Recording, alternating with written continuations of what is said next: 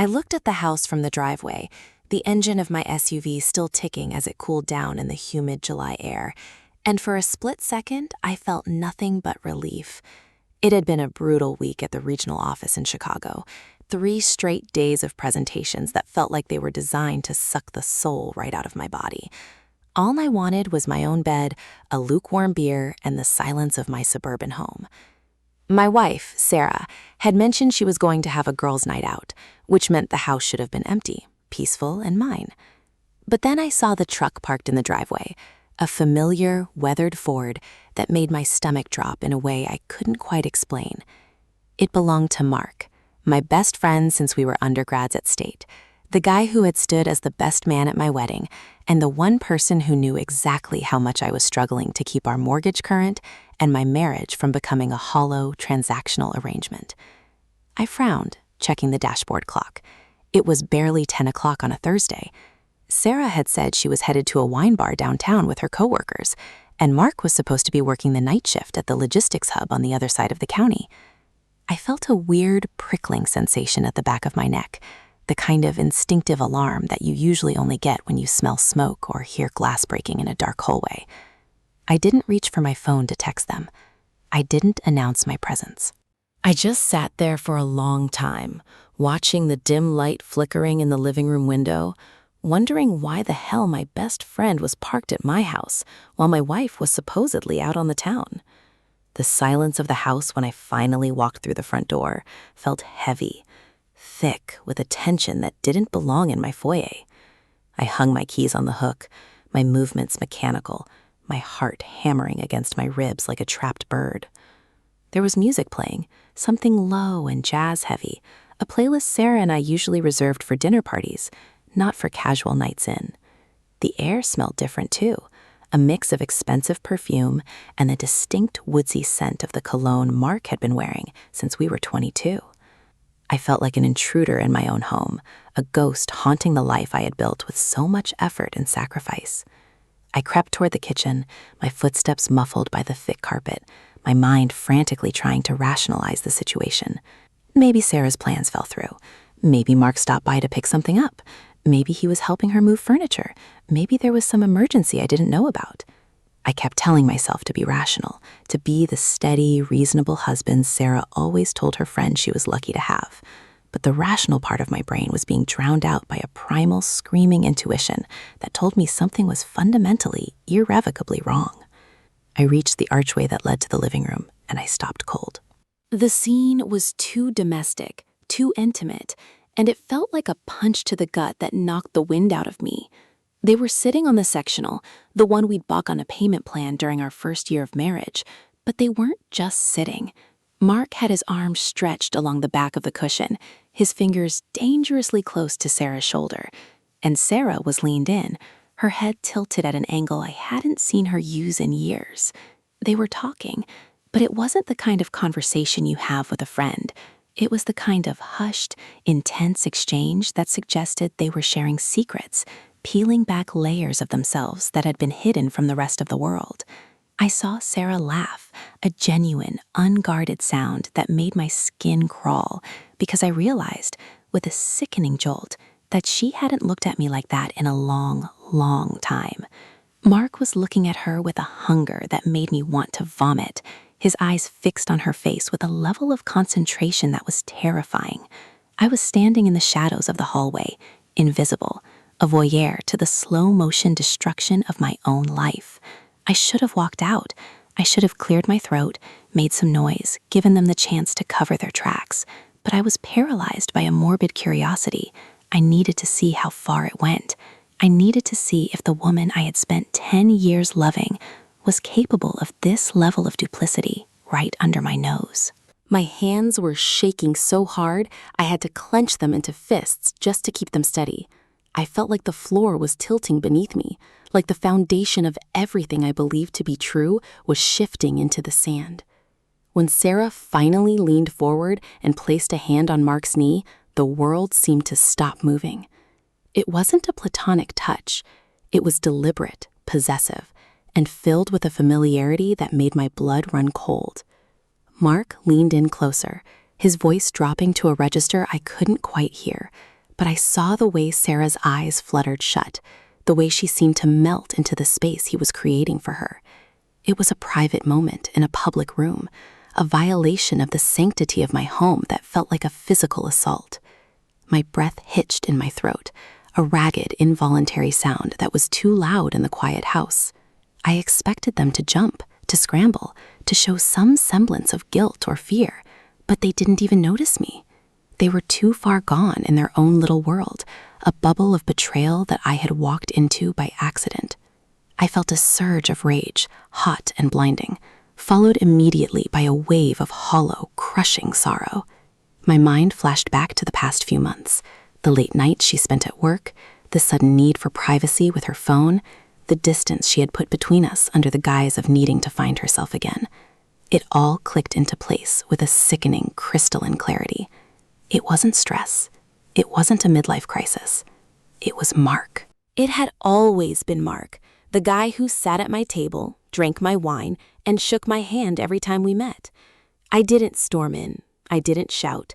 I backed away, step by agonizing step, until I was back in the hallway, my heart thudding in my ears like a drum.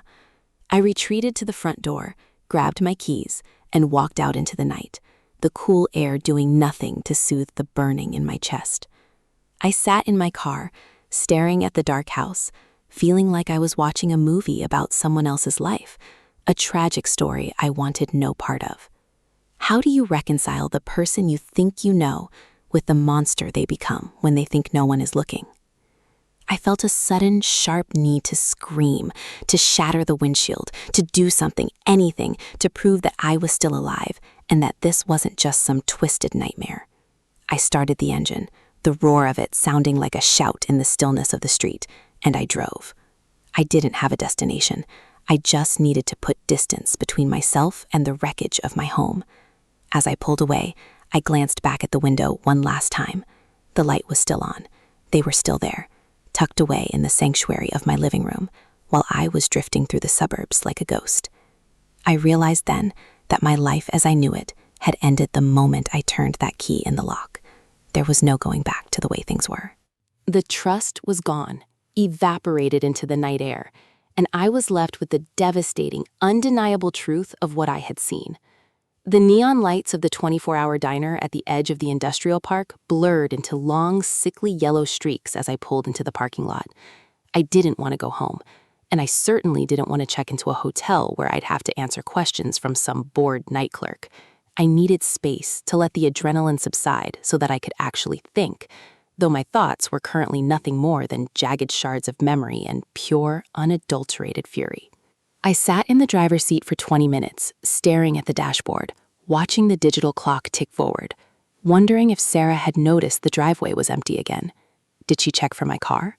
Was she relieved that I wasn't there to interrupt their little rendezvous? The thought was a slow-acting poison, spreading through my veins, making it impossible to sit still. I eventually forced myself out of the car, the air outside feeling thin and cold despite the summer heat. The diner was nearly empty, just a couple of long-haul truckers at the counter and a waitress who looked like she'd been working this shift since the dawn of time. I slid into a booth in the back, the red vinyl cracked and peeling under my weight, and ordered a black coffee I had no intention of drinking. I just needed a place to sit where the walls weren't closing in on me. I pulled my phone out of my pocket, my thumbs hovering over the screen. I had hundreds of photos of Sarah, vacations in the mountains, holidays with our families, quiet Sundays in the backyard. I swiped through them, feeling like I was looking at a stranger. Was she lying in every one of them? Was the smile forced in the photo from our anniversary dinner? Was she thinking about Mark while we were at the beach last August? The sheer scale of the deception was dizzying. We weren't just partners. We were supposed to be a unit, a team that could weather anything. I had stood by her through her career changes, her father's illness, and the endless, mundane struggles of building a life together. And all that time, she was building something else with him. Mark wasn't just some random encounter. He was the person I trusted with my life. When I was deployed for that consulting project overseas 3 years ago, I had specifically asked Mark to check in on her, to make sure she was okay, to take her out to dinner so she wouldn't be lonely. I had effectively invited the wolf into the fold, handed him the keys to my house and the security codes to my life, and he had taken everything I valued the moment my back was turned. My phone buzzed in my hand, a sharp vibration that made me jump. It was a text from Sarah. "Hey babe, are you home yet? The girls' night went late and I'm just getting back. Missed you." The audacity of it, the casual, practiced ease of the lie, made me laugh, a harsh, jagged sound that drew a look from the waitress. Miss me? She didn't miss me. She missed the convenience of the cover story. She missed the fact that I was the perfect, oblivious husband who could be counted on to be working late and asking no questions. I stared at the message, the words blurring, and I felt a strange, detached calm settle over me. The initial explosion of rage had passed, replaced by a cold, calculating clarity. If I wanted to survive this, I couldn't go home and scream.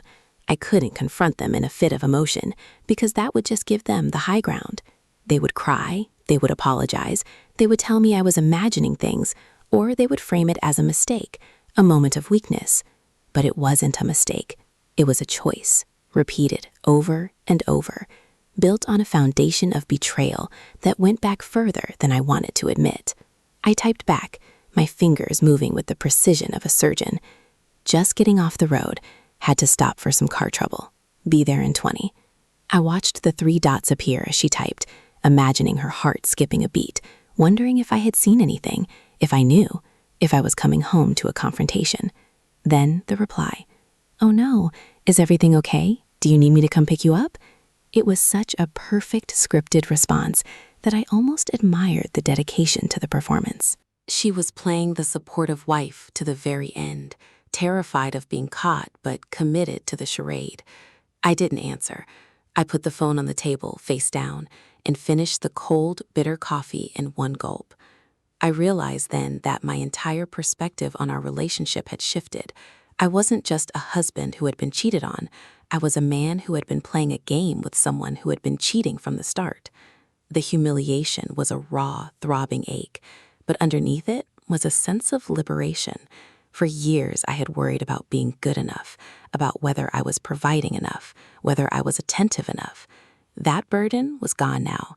The problem wasn't me, it was them, and their pathetic, cowardly attempt to keep their secrets hidden in plain sight. I left a $20 bill on the table and walked out of the diner, the cool night air hitting my face with a force that felt like a baptism. I got into my car and sat there for a long moment, listening to the hum of the engine, feeling the weight of the decision I had to make. I could go home and play the part. I could walk in, kiss her cheek, go to bed, and let them think they had gotten away with it for one more night while I planned exactly how to dismantle their world. Or I could go back and let the silence talk for me. I chose the former. I realized that the greatest power I had was the one thing they didn't think I possessed, the ability to observe without reacting. If I could keep my composure, if I could keep the mask of the doting husband firmly in place, I could learn everything. I could see the extent of the rot. I could watch them trip over their own lies. And when the time came, when I was ready, I would pull the rug out from under them in a way they would never see coming. I put the car in gear and started the drive home, the suburban streets quiet and dark, the familiar landscape of my life now transformed into a battlefield where I was the only one who knew the war had already started. When I pulled into the driveway, the house was completely dark, save for the motion sensor light that flooded the porch with a harsh, unflattering glare as I stepped out of the car. It was almost midnight. The silence of the house was different now. It wasn't the peaceful, welcome silence I had craved hours ago, but a heavy, oppressive blanket of lies. I unlocked the front door, my movements practiced and silent, like a thief in my own sanctuary. As I stepped into the foyer, I saw the living room was empty. The wine glasses I had seen earlier were gone, the cushions were smoothed over, and the lingering scent of that cologne had been replaced by the sharp, synthetic smell of a citrus air freshener that Sarah used when she was trying to mask something. It was almost comical, the level of effort they had put into sanitizing the crime scene. I walked into the kitchen, my heart rate steady, my breathing deep and measured. I was no longer the victim of the story. I was the narrator, the only one who held the full script. I found Sarah in the bedroom, already under the covers, a book open on her lap. She looked up as I entered, her expression a masterclass in practiced innocence. Eyes slightly wide, brows knit in just the right amount of concern. She was wearing that silk camisole I had bought her for our anniversary last month, the one that looked like moonlight against her skin. It used to make me feel lucky, like I was the only man in the world who deserved to see her like that. Now, all I could think about was the skin beneath the fabric, and who else had seen it, and who else had been touching her when I was out on the road. She closed the book and set it on the nightstand, reaching out a hand as I moved toward the closet. "You are late," she said, her voice soft, tentative, carrying that exact frequency of concern she knew usually made me melt. "Are you okay? Did the car trouble really set you back that far?" The way she said it, the way she forced herself to meet my eyes without flinching, made me want to grab her by the shoulders and scream. But I didn't. I just kept moving, hanging my jacket in the closet, my back to her. "I am fine," I said, my voice flatter than I intended. "Just an alternator issue. Took forever to get it sorted, and then the tow truck driver was a nightmare." I turned around, and for a split second I saw it, a flash of relief that crossed her face before she could suppress it. She believed me. Or maybe she just wanted to believe me so badly that she ignored the cracks in the story. "It is late," I added, pulling off my watch and setting it on the dresser. "I am exhausted." She moved over in the bed, patting the mattress, a gesture that used to be an invitation, but now felt like a taunt. "Come here," she whispered. "I have been up waiting for you." The hypocrisy was so thick, I could almost taste it. I climbed into bed beside her, keeping my body rigid, a wall of ice between us. She reached for my hand, her fingers warm and soft, and I had to physically restrain myself from pulling away. I focused on the ceiling, on the shadows dancing in the corners of the room, on the knowledge that everything in this house was tainted. The next few days were a blur of calculated indifference. I went to work, I attended meetings, I answered emails, but my mind was entirely focused on the surveillance project I had begun. I started checking her digital footprint, not because I was a paranoid stalker, but because I needed to know the extent of the rot. I found the hidden messages, of course. It wasn't hard. A second Instagram account, a burner email address, a recurring calendar entry for a gym she never actually visited. They were sloppy, arrogant in their belief that I was too busy or too stupid to notice. I read the exchanges, the banal, sickening details of their affair. They talked about us, about me, in terms that were both dismissive and predatory. They weren't just sleeping together. They were laughing at me. They were planning a future that didn't include me, a future that was being built on the foundation of the home I had paid for and the life I had worked to sustain. Every word was a razor blade, cutting into the last remnants of the man I used to be. The turning point came on Tuesday afternoon. While I was sitting in my office at the downtown branch, I received a notification on my laptop, a synced calendar alert that popped up on my desktop. It was a dinner reservation for 2 at the steakhouse downtown, the one we usually went to for special occasions. It was for tonight, at 7 p.m. But it wasn't under my name, and it wasn't for me. It was for Mark and Sarah.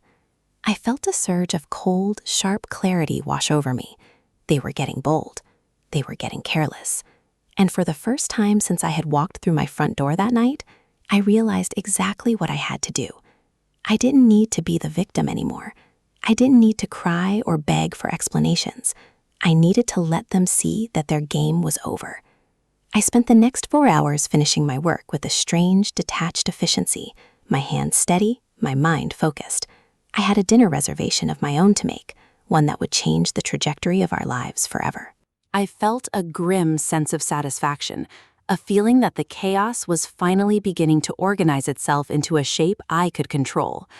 I left the office at 5:30 p.m., the city traffic already building, the honking horns and the sea of red brake lights feeling like the soundtrack to a movie about to reach its climax. I drove to the gym, changed into a suit that I had kept in my car specifically for this moment, and then drove to the restaurant. I wasn't going to go in, not yet. I was going to wait.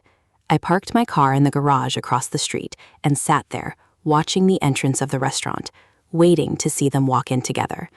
I wanted to see the look on their faces when they realized the world wasn't as small as they thought, that there were eyes everywhere, and that their secret, stolen hours were about to be dragged into the light. I had no idea what I was going to say, and I didn't care. The point wasn't the confrontation. The point was the disruption. I was going to be the glitch in their perfect, orchestrated reality. I saw Mark's truck pull into the valet lane, and my heart didn't race. It slowed down. I felt like a predator, patient and focused, watching the movement of the prey. I watched from the shadows of my sedan, the darkness of the parking garage acting as my own private viewing box. They emerged from Mark's truck, looking like they were dressed for a gala, though the venue was just the steakhouse where we'd celebrated our 5th anniversary. Sarah was wearing the emerald dress I'd bought her for her birthday, the one she told me she was saving for a special occasion. Evidently, the special occasion wasn't with me. Mark looked relaxed, his hand resting on the small of her back with a possessive confidence that made my stomach turn. He was leaning down, whispering something into her ear, and she tilted her head back and let out that bright, crystalline laugh, the same sound that used to make me feel like I was the luckiest man on earth. Seeing it now, knowing that the same sound was being used as a weapon against my own sanity, felt like being hollowed out from the inside. They walked into the restaurant, oblivious to the fact that they were being hunted by the very person whose life they had decided was worth dismantling for their own amusement. I waited 5 minutes, allowing them to get settled, to order their drinks, to get comfortable in the delusion that they were invisible to the world. I didn't rush. I walked across the street, the cool evening air doing nothing to calm the fire in my chest. When I stepped into the foyer of the restaurant, the maitre d' looked up, his face set in a professional, welcoming smile. I knew him, of course. We'd been coming here for years. He started to greet me by name before he saw the look in my eyes. I didn't need to ask for a table. I told him I was just stopping by to surprise some friends. My voice was steady, perfectly modulated, the kind of calm that carries more threat than a shout. He hesitated, probably sensing the dissonance between my tone and the intensity in my eyes, but he stepped aside. I walked through the main dining room, the clinking of silverware and the low hum of conversation, feeling like a surreal barrier between me and the target. I found them at a corner booth, shrouded in dim lighting. They were mid-sentence, Sarah's hand resting on top of Mark's, their fingers intertwined in a knot of deceit that was impossible to mistake for anything else. I didn't stop at the edge of the booth. I kept walking until I was standing right beside them, looming over their little island of secrets. I watched the exact moment the color drained from Sarah's face. It was as if a light had been switched off behind her eyes, replaced by a raw, naked terror. Mark reacted differently. He looked up, his expression shifting from annoyance at the interruption to pure, unadulterated shock, and then, inevitably, to a frantic defensive scramble. His hand didn't move from hers for a second too long.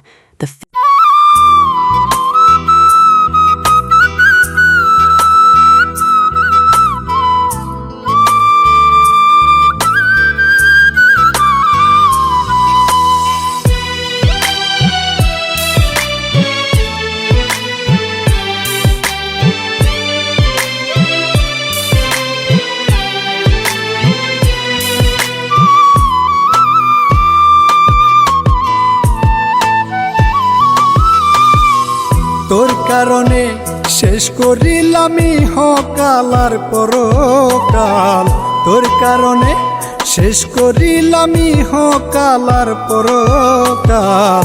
কে জানিত হবে এমন পুরিবে কপাল আমার, কে জানিত হবে এমন পুরিবে কপাল।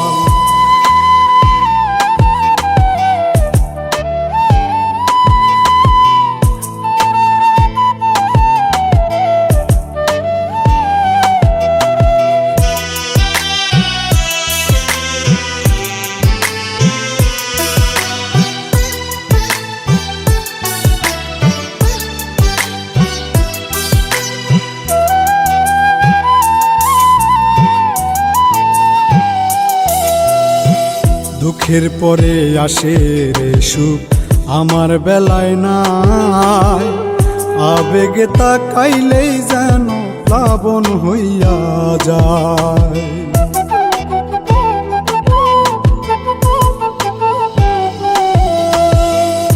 দুঃখের পরে আসে রে সুখ আমার বেলায় নাই, আবেগে তাকাইলেই যেন প্লাবন হইয়া যায়। যতনে তুলিয়া গাছে টাইনা টাইনা তুলে সাল, কে জানি তো হবে এমন পুরিবে কপাল আমার, কে জানি তো হবে এমন পুরিবে কপাল। কাদা মাটি মিশ্র কইরা বানাইলাম এক পাখি, কারণ সারাই নোটিশ দিয়া করিল চালাকি। কাদা মাটি মিশ্র কইরা বানাইলাম এক পাখি, কারণ সারাই নোটিশ দিয়া করিল চালাকি। কই মল্লিকে মরলেই বাঁচি আমার নিশির নাই সকাল, কে জানি তো হবে এমন পুরিবে কপাল আমার, কে জানি তো হবে এমন পুরিবে কপাল। তোর কারণে শেষ করিলামি হকাল আর পরকাল, তোর কারণে শেষ করিলামি হকাল আর পরকাল, কে জানি তো হবে এমন পুরিবে কপাল আমার, কে জানি তো হবে এমন পুরিবে কপাল। I wanted them to hear the sound of their own heartbeats echoing in the quiet space I had carved out for them. Sarah's lips parted, and she tried to speak, her voice trembling, an incoherent mess of excuses already forming on her tongue. I held up a hand, a single sharp gesture that cut her off before she could even begin. The look on her face wasn't just fear. It was the realization that the version of me she had spent months manipulating, the patient, trusting, unsuspecting husband, was gone. And what was standing in his place was a man who had nothing left to lose. Mark started to stand up, his chair scraping loudly against the floor, a desperate instinct to either defend himself or run. But I leaned down, resting my palms on the table, and whispered so only they could hear. "Sit down, Mark," I said, my voice quiet but laced with a lethal edge. "If you stand up, we're going to have a scene. And you know as well as I do that you don't want the kind of attention this is about to bring to your pathetic, sorry life." He froze, his face flushing a deep, mottled red, his eyes darting around the room to see if anyone else had noticed. Sarah was weeping silently now, the tears tracks ruining her makeup, her shoulders shaking with a mixture of shame and self-pity. It was pathetic. It was the most beautiful thing I had ever seen. The power dynamic had shifted so violently that I could practically feel the air pressure in the room change. They were trapped, exposed in the middle of a place they thought was safe, surrounded by the ghosts of the life I had built for them to destroy. I didn't scream at them. I didn't throw a drink or start a fight. I pulled out the chair across from them, the one meant for an imaginary third guest, and sat down. I looked at the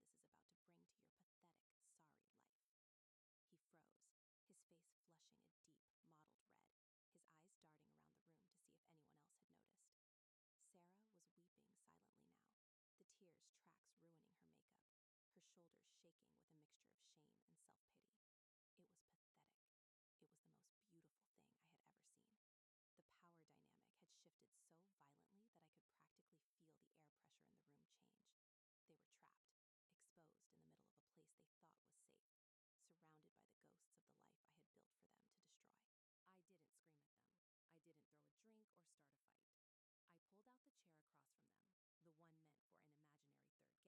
then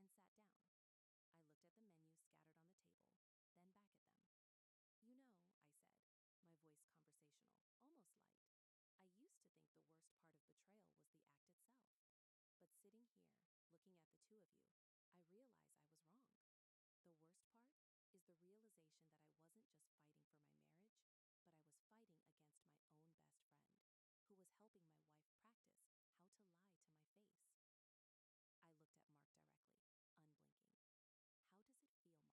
Mark, to know that every time you shook my hand, every time you asked about my work,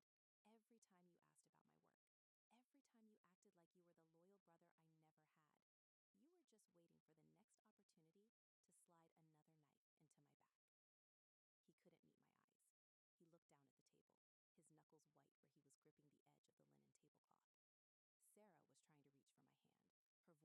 jagged whisper, promising that it was a mistake, that it didn't mean anything, that she was confused. I didn't pull away. I just stared at her hand until she was forced to retract it.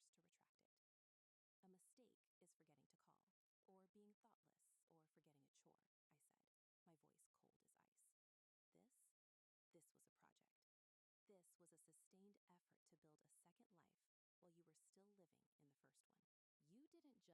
living in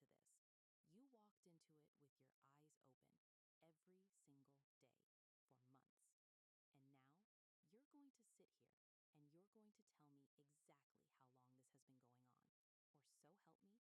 stumble into this. You walked into it with your eyes open every single day for months. And now you're going to sit here and you're going to tell me exactly how long this has been going on. Or so help me, I am going to make sure that everyone in this town, starting with your boss and ending with your parents, knows exactly what kind of people you really are. I leaned back, my posture relaxed, waiting for the truth to start pouring out, knowing that once the dam broke, there would be no way for them to ever put the pieces of their lives back together again. The silence that followed my demand was so profound, it felt like the air had been vacuumed out of the restaurant. People at the surrounding tables had started to notice, the low murmur of dining conversations dying out as the tension radiated from our booth like heat from a furnace. Mark looked like he had aged 10 years in the span of a few seconds, his face slack. The arrogance that had defined our friendship for 2 decades completely drained away. He looked at Sarah, then back at me, his mouth opening and closing like a fish pulled from the water. He didn't know how to navigate a reality where I wasn't the punchline of his jokes. He didn't know how to exist in a world where I was the one holding the cards. Sarah had stopped crying. The realization that she was officially caught, that the curtain had been pulled back and the stage lights were blindingly bright, had turned her features into a mask of cold, hard stone. I leaned in, my voice barely a whisper, yet it cut through the noise of the restaurant with the precision of a scalpel. "You have until I finish my drink to start talking," I said, gesturing toward the waiter who was hovering nervously near the bar. "I don't care about the excuses. I don't care about the why or the how or the I didn't mean to. I want the timeline. I want to know when the first time was, where it happened, and every single place you thought you were being clever since then." My heart was pounding, but it wasn't the frantic, panicked rhythm of the past few days. It was a cold, steady thud of finality. I was burning the bridge, and for the first time, I was actually looking forward to the warmth of the flames. Mark finally spoke, his voice cracked and barely audible.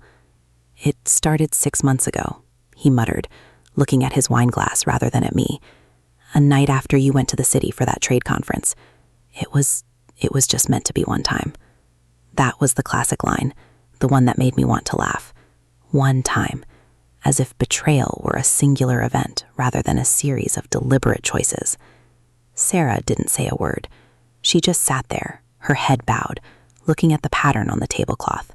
I let him keep talking, forcing him to list the dates, the locations, my living room, his apartment, the hotel in the next county during that weekend I thought they were both at their respective work retreats. It was a catalog of my own degradation, a list of every moment I had been played for a fool. I sat there and listened to it all, feeling each revelation like a physical weight being lifted off my shoulders. The more they talked, the smaller they became. They weren't the glamorous, thrill-seeking villains I had imagined. They were just 2 small, selfish people who had chosen the path of least resistance because they were too cowardly to be honest. When Mark finished, a suffocating silence descended once more. I stood up, my chair making a sharp final sound against the floor. I looked at the checks sitting on the table, then down at them. "You two deserve each other," I said, and I meant it. You deserve the anxiety of wondering if the other one is going to do exactly what you did to me. You deserve the trust issues, the paranoia, and the miserable, hollow life you've built for yourselves. I didn't wait for a reply. I didn't say goodbye. I walked out of that restaurant and into the cool, crisp night air, leaving the wreckage behind me. I didn't look back to see if they were arguing, or if they were silent, or if they were watching me go. It didn't matter.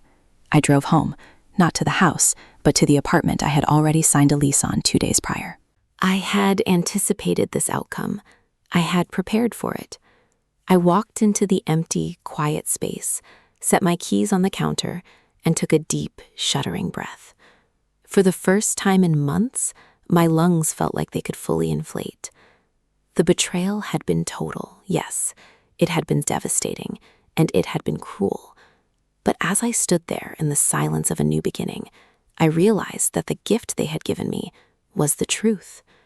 I was no longer living in a house of mirrors. I was no longer questioning my own sanity or doubting my worth based on the lies of two people who weren't worth my time.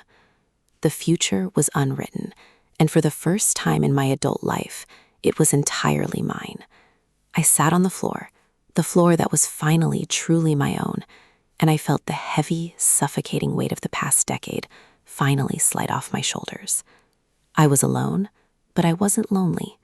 I was finally, for the first time in a very long time, exactly where I needed to be. The story of my life with them was over, and as I watched the sun begin to hint at the horizon through the window, I felt the first real spark of a future that didn't require me to look over my shoulder or double-check my phone or wonder who I was coming home to. The betrayal had ended, but my life was just beginning.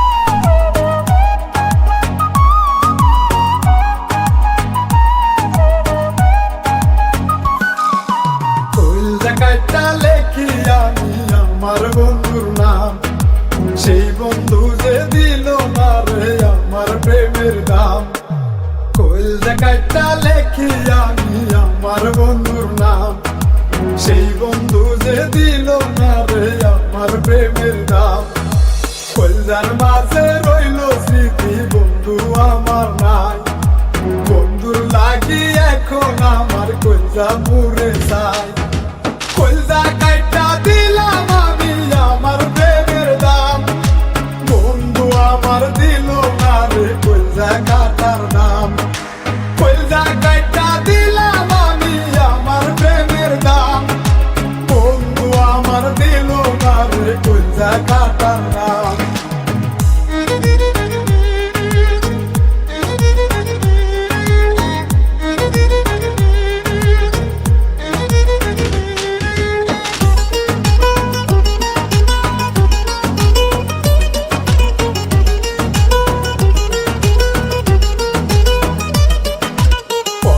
ভিতর জায়গা দিলাম কইলজা কাটিয়া প্রেমের ব্যথায় গেল হায় রে কইলজা ফাটিয়া মনের ভিতর জায়গা দিলাম কইলজা কাটিয়া প্রেমের ব্যথায় গেল হায় রে কইলজা ফাটিয়া কইলজার আঘাত মনে জমা বলতে পারি না বন্ধু আমায় গেল ভুলে কইরা চলো না কইলজা কাইটা দিলাম আমি আমার প্রেমের দাম বন্ধু আমায় দিল না রে কইলজা কাটার দাম কইলজা কাইটা দিলাম আমি আমার প্রেমের দাম বন্ধু আমার দিল না রে কইলজা কাটার দাম